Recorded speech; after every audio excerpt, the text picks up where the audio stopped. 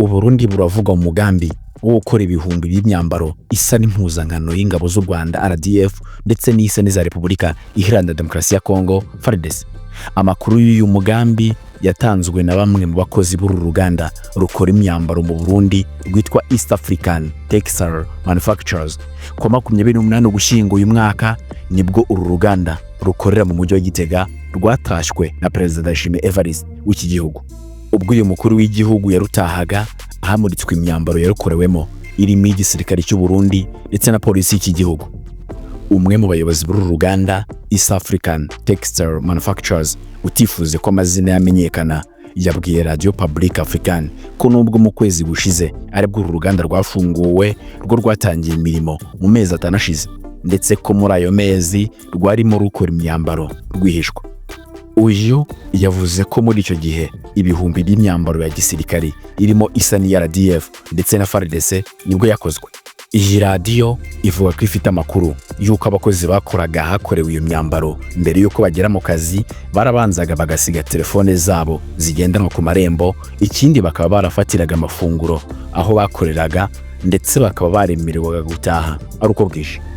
Umuyobozi wo muri uru ruganda East African Textile Manufacturers yahaye amakuru iki gitangazamakuru yavuze ko gukora iyo myambaro ari ibikorwa by'ibanga kugeza ubu ntiharamenyekana icyo bigamije. Iyi radio ivuga ko ubuyobozi bwa RDF bwayibwiye ko nta soko bwigeze butanga ryo gukorerwa imyambaro ya gisirikare iturutse mu Burundi mbere yo kutagira ikindi buvuga ku myambaro yakozwe.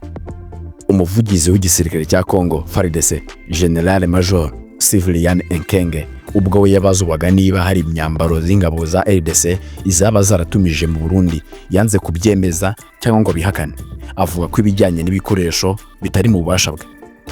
Uburundi bwo buravugwaho gucura imyambaro isa n'iz'ingabo z'u Rwanda RDF mu gihe umubano w'ibihugu byombi umaze hafi umwaka utifashe neza.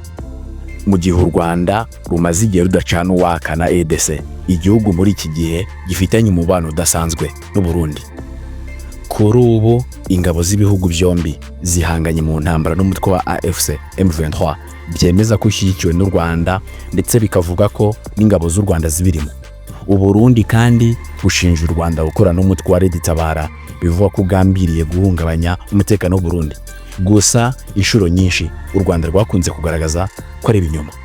Gusa kuri ubu bitekerezwa ko Gitega yaba yarahisemo gucura imyambaro ya RDF nk'uburyo bwo kuzayifashisha mu gusiga icyasha ingabo z'u Rwanda.